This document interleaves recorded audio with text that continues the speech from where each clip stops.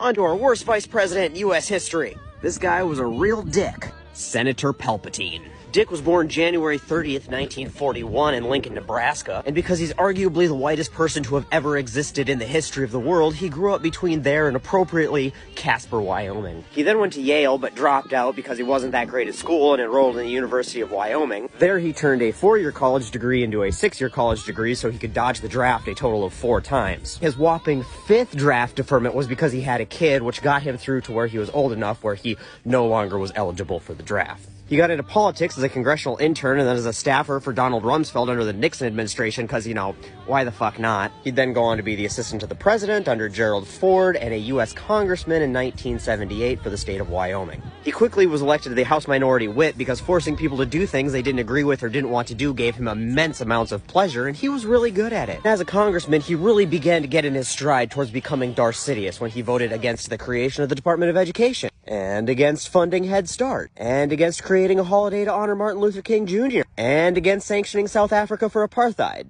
and against a non-binding congressional resolution calling for the South African government to release Nelson Mandela. Pretty much, if there was something that seemed like the morally right thing to do or was going to help people, you could count on Dick to vote against it. Then, after his many years of figuring out every possible way to not serve his country in the military, he decided it was his time to lead the United States military and became Secretary of Defense under H.W. Bush. And while Cheney was unwilling to fight and die for rich white people in Washington's political and business ventures, he had absolutely no issue sending other people to do it for him. And under his leadership, we invaded Panama, put troops on the ground in Somalia, and most famously invaded Kuwait. We also expanded military bases to the Middle East and Saudi Arabia and Kuwait. And he was saying that his years at the Pentagon were the most rewarding of his life, which does not surprise me. Who would have thunk that the leader of the empire would have enjoyed his time most when he got to tell other people where to point and shoot the Death Star? However, after Desert Storm ended, he failed to accomplish his next goal, which was getting enough people on board to invade Iraq. For now. Then Slick Willie blocked Big Bush from getting a second term and relieved Cheney of his position.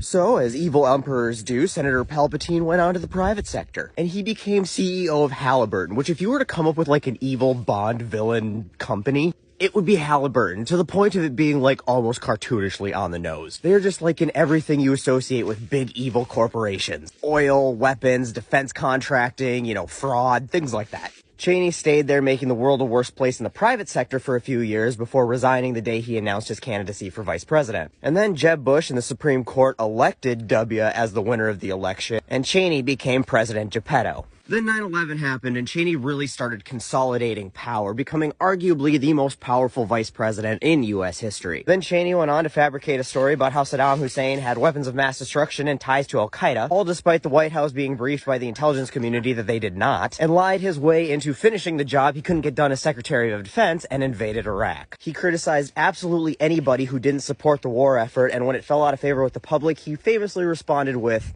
"So what?" During this time, he was also largely responsible for consolidating power back to the executive branch. He championed things like the Patriot Act, worked to remove oversight of the executive branch, and undo congressional checks and balances that were put in place to prevent things like the corruption of the Nixon administration. He was also the big driving force between our enhanced interrogation techniques, or, you know, torture. He gave a bunch of illegal no-bid contracts to his buddies at Halliburton for the war effort, which cost the American taxpayers billions. Lots more evil shit he did in regards to the war on terror that we don't even have time to talk about right now. He was a prominent member of the National Energy Policy Development Group. There he was real chummy with a bunch of sketchy people like several Enron executives. And then after the Enron scandal, the Supreme Court told him he had to release a bunch of documents from the energy group to, prove or disprove this corruption and his role in it. And he's just like, nah, dude, I'm good. Executive privilege, I don't gotta do shit. And he didn't do shit. Oh, and there was that time in 2006 where he literally just shot his friend in the face. They were hunting, and when I say hunting, I mean they had a bunch of dudes go tie a bunch of birds to the ground, and then they walked around and shot the tied down birds. And details are a little sketch on how it happened and been disputed, but at a certain point, while they were cosplaying hunters, Cheney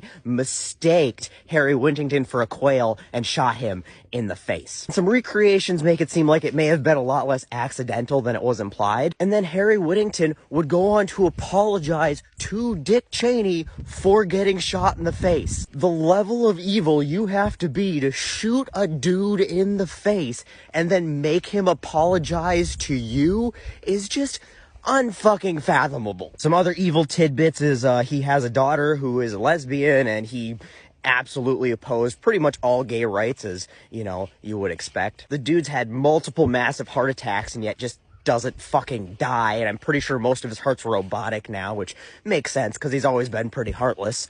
I'm gonna have to cap it off here soon too, because there's not enough time on TikTok to talk about how evil and corrupt and despicable this man is, and he's still alive because, you know, evil never dies. He's currently the oldest living vice president, and I feel like him and Mitch McConnell are gonna outlive us all. But the fact that he is just genuinely, truly evil and ruined the country and millions of lives by getting us into one of the longest wars in U.S. history, by really laying the foundation for the presidency to have unchecked power and undermine our democracy. All the fraud and policy that violates the Constitution and our personal rights and freedoms, and voting no on literally anything good that helps anybody. Oh, and the other wars and shit when he wasn't vice president, and all the Halliburton stuff and the Enron stuff and being a dick to his daughter, and then shooting his friend in the face and making him publicly apologize for getting shot in the face. All of this is why Dick Cheney is my #1 pick for the worst vice president and just maybe the worst human being in the history of the world. God, I fucking hate that guy.